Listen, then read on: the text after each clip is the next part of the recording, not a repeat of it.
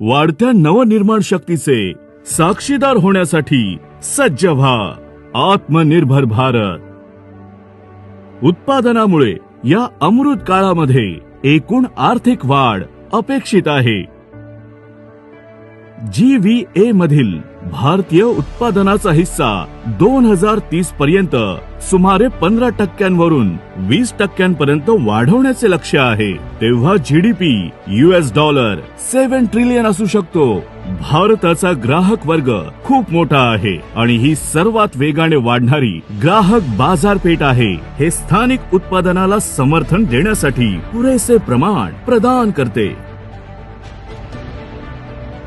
Covid महामारीनंतर चीनपासून दूर जाण्याचा वेग वाढला आहे. संयुक्त राष्ट्रांच्या वस्तूंच्या आयातीमधील चीनचा वाटा 2018 मधील 21% 2023 मध्ये 13% घसरला आहे. भारतात वस्तूंचे उत्पादन संयुक्त राष्ट्रांच्या तुलनेत सरासरी 15% स्वस्त आहे आणि त्यामुळे कालांतराने निर्यात वाढली आहे. जागतिक स्तरावर सर्वात कमी मजुरी खर्चासह भारत हा कामगार पुरवठा करणारे सर्वात मोठे ठिकाण बनण्याची शक्यता आहे. HDFC मॅन्युफॅक्चरिंग सोबत आता अमृत काळामध्ये पाऊल ठेवण्याची वेळ आली आहे.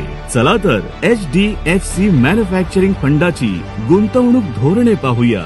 पोर्टफोलिओचा मुख्य भाग उत्पादनाच्या विविध क्षेत्रांचे प्रतिनिधित्व करणाऱ्या समभागांमध्ये गुंतवला जाईल. स्टॉकची निवड खालपासून वरपर्यंत केलेल्या संशोधन कल्पनांवर आधारित असेल, ज्यात वाढीचा लांब पल्ला गाठणे अपेक्षित आहे. पोर्टफोलिओ वाजवीपणे वैविध्यपूर्ण असेल. संपूर्ण बाजार भांडवलीकरणासाठी तो लवचिक असेल. तुम्ही भारताच्या उत्पादनात गुंतवणूक का करावी याबद्दल येथे सांगण्यात येत आहे. अमृत काळ कथा हे वैविध्यपूर्ण विषयांचा अनुभव प्रदान करते आणि हे या सर्वांचे एकत्रीकरण आहे. वाढता वापर, गुंतवणूक आणि निर्यात, भूराजकीय गतिशीलता बदलणे. उदाहरणार्थ चीन+1 भारताचा उत्पादनातील शक्तीगृह म्हणून उदय. कालावधी 26 एप्रिल ते 10 मे 2024. आजच तुमच्या MFD किंवा RIA शी संपर्क साधा.